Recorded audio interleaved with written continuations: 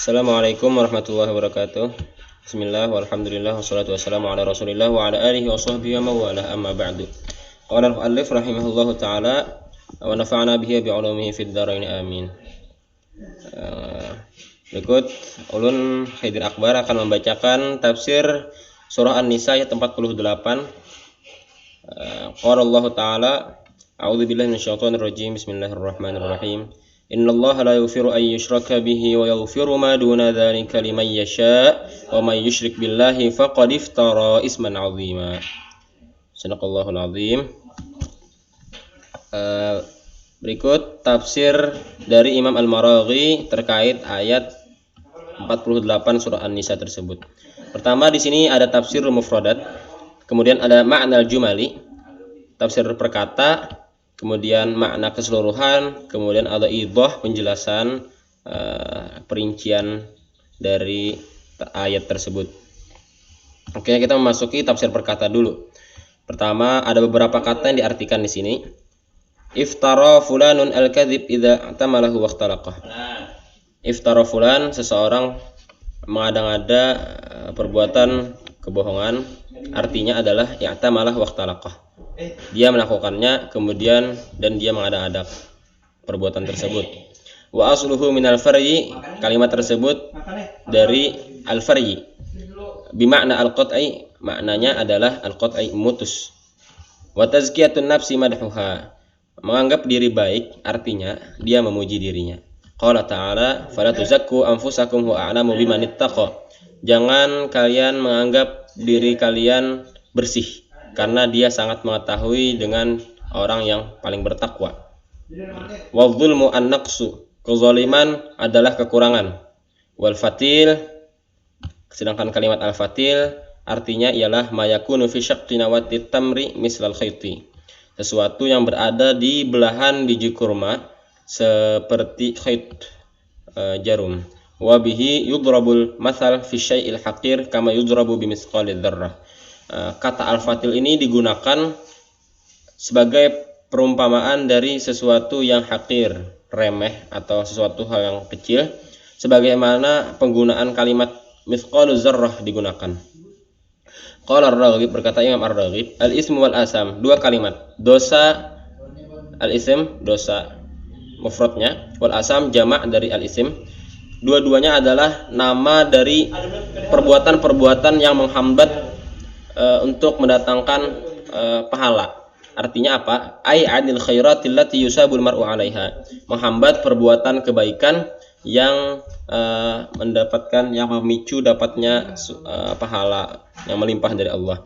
Wa qad yutlaqul ismu 'ala ma kana dharran, kalimat isim dosa juga digunakan terhadap sesuatu yang dianggap berbahaya. Kemudian kita masuki di makna al-jumali. Setelah Allah Subhanahu wa taala ba'da an haddada subhanahu al-yahud 'ala al-kufri wa tawa'adahum 'alaihi bi asyaddil wa'id ka tamsil wujuh war raddi 'ala al-adbar. Setelah Allah Subhanahu wa taala mengecam dan memberikan janji kecaman terhadap orang Yahudi atas kekufuran yang dilakukan mereka, seperti janji kecaman yang Allah berikan seperti tamsil wujuh, dibutakannya penglihatan, war raddi 'ala al-adbar, dan memukul mereka agar mundur, membuat mereka terkalahkan. Kemudian Allah menjelaskan bahwasanya al-wa'id, janji kecaman Allah tadi bakal terjadi, waqi'un la muhalata, pasti bakal terjadi dengan pernyataan Allah yang berbunyi wa kana amrullahi maf'ula, dan ketahuilah bahwasanya ketentuan Allah itu pasti bakal terjadi. Dzakara huna anna hadzal wa'id wa syadidat tahdid innama huwa li jarimatil kufri fa amma sairuz dzunub siwahu fallahu qad yaghfiruha wa yatajawaz an zallatiha. Kemudian disebutkan di sini bahwasanya janji dan kerasnya kecaman tadi itu, kenapa Allah janjikan seperti itu semuanya dikarenakan perbuatan atau karena perbuatan dosa yang dihasilkan oleh kekufuran. Sedangkan dosa selain kufur atau syirik, maka Allah akan mengampuninya dan akan memaafkan segala kesalahan-kesalahannya. Kemudian akhraj Ibnul Munzir an Abi Mujlis qala, riwayat dari Ibnul Munzir dan Abi Mujlis Dia berkata, ketika lamma nazala qauluhu ta'ala, ketika turun firman Allah Ta'ala yang berbunyi, qul ya ibadiyalladzina asrafu ala anfusihim la taqnatu mir rahmatillah innallaha yaghfirudz dzunuba jami'a innahu huwal ghafurur rahim. Ketahuilah, katakanlah wahai Muhammad kepada hamba-hambaku, ya ibadiyalladzina asrafu, wahai hamba-hambaku yang telah melampaui batas kepada diri mereka, janganlah kalian berputus asa dari rahmat Allah. Sungguhnya Allah itu akan mengampuni dosa sekalian, dosa keseluruhan. Innahu wal ghafurur rahim, karena dialah maha pengasih lagi maha pengampun lagi maha penyayang. Qama Nabi sallallahu alaihi wasallam 'alal minbar fatalaha 'alan nas faqama ilaihi rajul faqala wasyirku billah fasakat summa qala ilaihi faqala ya Rasulullah wasyirku billahi ta'ala fasakat marrataini aw salasan fanazalat hadhil ayah. Jadi riwayatnya begini, setelah ayat dari qul ya ibadiyalladzina asrafu al-ayah itu turun, maka Rasulullah pun naik ke atas mimbar dan membacakannya ayat tadi kepada orang-orang. Kemudian ada seseorang laki-laki yang berdiri dan bertanya, wasyirku billah, syirik kepada Allah kah? Kemudian dia diam, kemudian dia berdiri lagi dan berkata, ya Rasulullah, wahai Rasulullah, syirku billah, syirik kepada Allah kah? Maka dia diam kembali, marrataini aw salasan, sama 2 kali atau 3 kali. Maka turunlah ayat ini. Kemudian kita masuki di bagian penjelasan al-idah, penjelasannya secara rincinya. Innallaha la yaghfiru ay yushraka bih, sesungguhnya Allah tidak mengampuni dosa syirik. Jadi asyirku billah dzarbani. Syirik itu ada 2 kategori. Pertama, syirkun fil uluhiyah, yang kedua syirkun fil rububiyah. Apa itu syirkun fil uluhiyah? Wa huwa asy'ur bi sawtati wara'il asbab was sunanil kauniyah li ghairillahi ta'ala. Yaitu adanya perasaan bahwasanya ada kemampuan selain Allah yang menjadi sebab terhadap terjadinya sesuatu tersebut.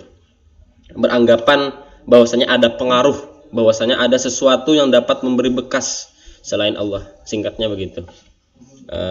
Wara al-asbab, di belakang sebab, was sunanil kauniyah, dan dari sunnah ketentuan-ketentuan Allah atau hukum alam. Syirkun fir rububiyah, kemudian masuki pada penjelasan syirik rububiyah. Apa itu syirik rububiyah? Syirik rububiyah ialah al-akhdhu bi syai'in min ahkamid din bit tahlil wat tahrim an ba'dil bashar dunal wahyi, yaitu mengambil salah satu hukum agama dengan menyatakan bahwa ini halal, ini yang haram, dan dia mengambil dari manusia tanpa ada wahyu yang menjelaskan hal demikian.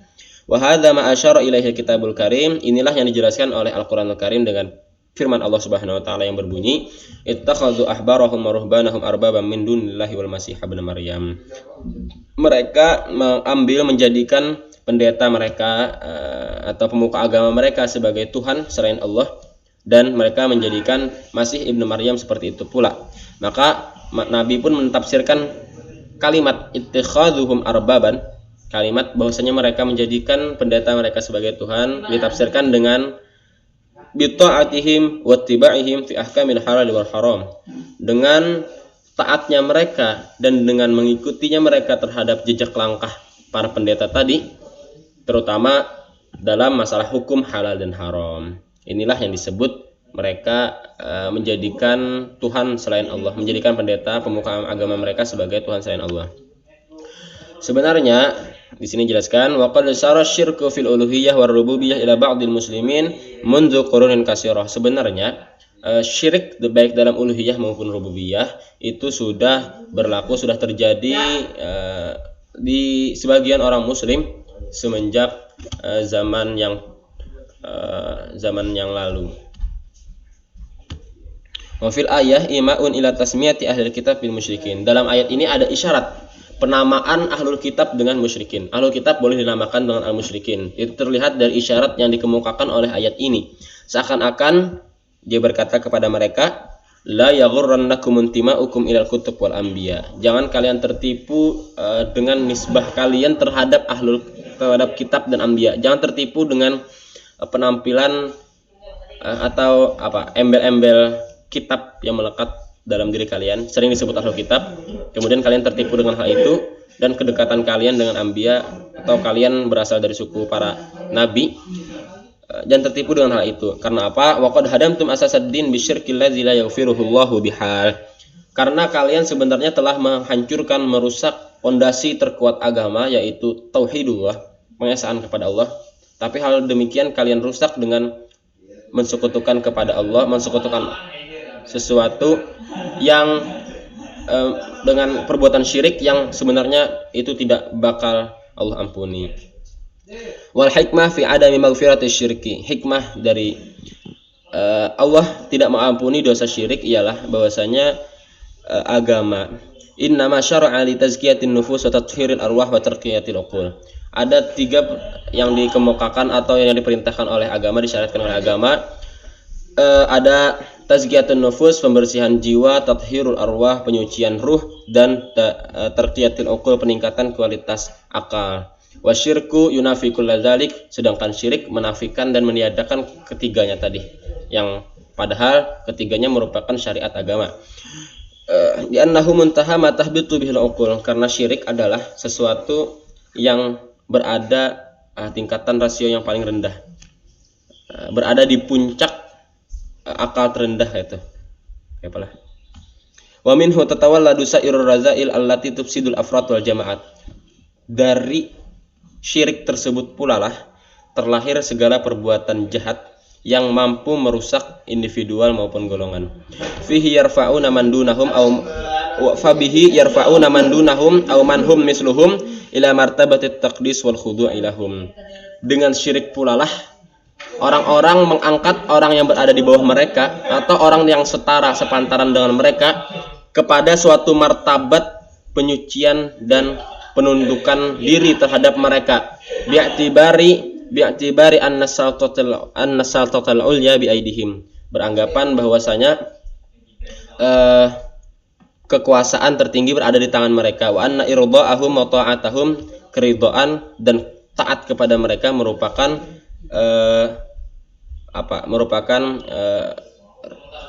juga merupakan ridha dari Allah, dan seakan-akan itu sama halnya dengan mentaati Allah.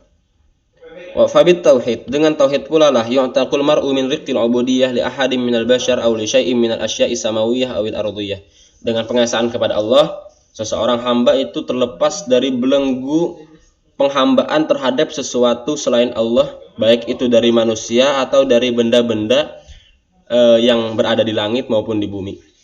Wa yakunu hurran kariman, dengan inilah dia akan menjadi merdeka dan mulia. Karena apa? Karena dia tidak akan tunduk kecuali illa liman khada'at li sunanihil kainat. Dia tidak akan tunduk kecuali kepada Tuhan yang seluruh sesuatu yang berada di alam ini akan tunduk kepada sunnah-sunnah dan ketentuan oleh Allah. Bima aqamahu min ributil asbab wal musabbabat, karena Allah lah yang membuat, yang menegakkan prinsip keterikatan sebab dengan musabbabat, dengan musabbabnya. Wal khulasah, ringkasannya adalah sesungguhnya arwahal muwahhidin takunu raqiyatan la tahbitu biha dzunub ila al-hadid alladhi tahwa ilaihi arwahul musyrikin. Sesungguhnya ruh para orang yang mentauhidkan, mengesahkan Allah itu akan naik di tingkatan di mana dosa itu tidak akan mencapai tingkatan tersebut. La tahbitu biha dzunub. Arwahul muwahhidin tadi, ruh para orang muwahhidin itu akan naik. Dosa tidak dapat menjatuhkan kedudukannya agar dia turun ke tingkatan di mana ruhnya orang musyrikin dapat menjangkaunya.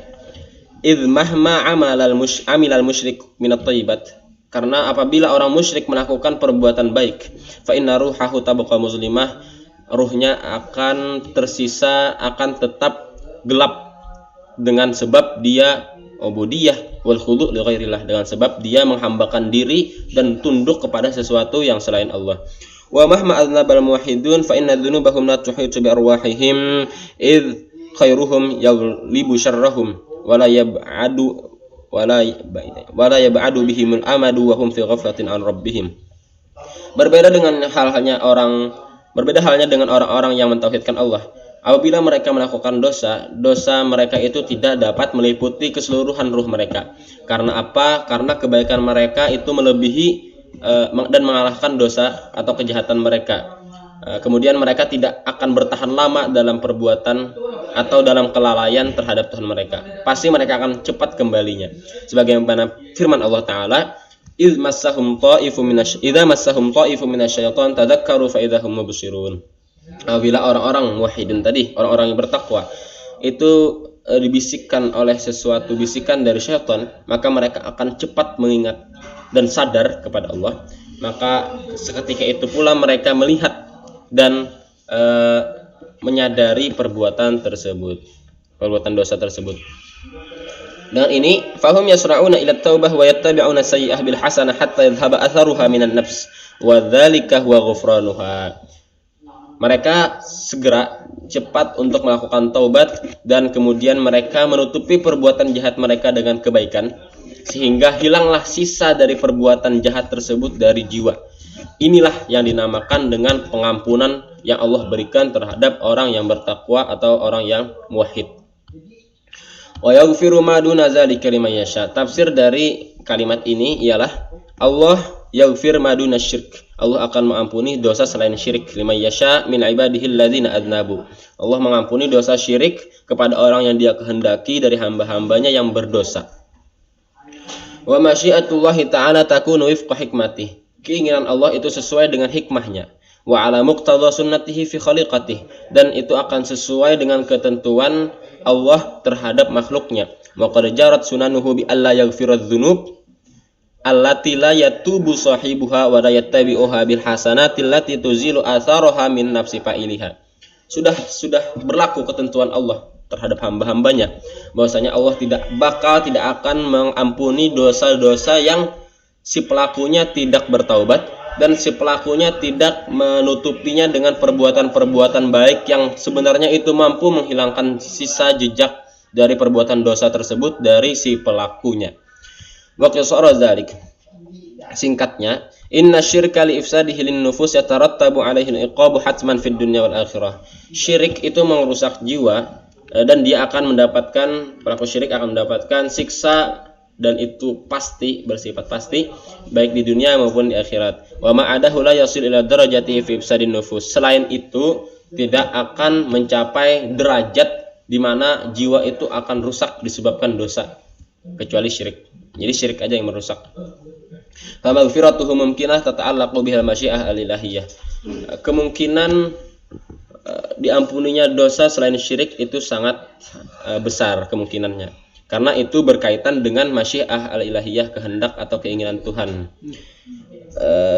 Famin huma yakunu ta'siruhu sayyi' fin nufus qawiyan wa min huma yakunu dha'ifan yughfaru bit ta'sir bi shalihil a'mal. Jadi ada dua. Pertama, dosa itu ada yang pengaruhnya kuat terhadap pengerusakan jiwa, ada juga yang pengaruhnya itu tidak begitu berdampak terhadap jiwa seseorang. Dan apabila dosa tersebut tidak banyak dampaknya terhadap perusakan jiwa, maka hal itu dapat diampuni atau dihilangkan dengan cara memperbanyak amal soleh. Demikian pembacaan tafsir Al-Maraghi surah An-Nisa ayat 48 tentang syirik, tentang dosa syirik yang tidak diampuni oleh Allah Subhanahu wa taala. Salah khilaf mohon maaf.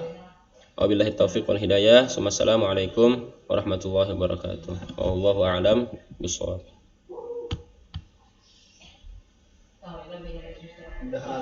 Jangan ada kamu lah.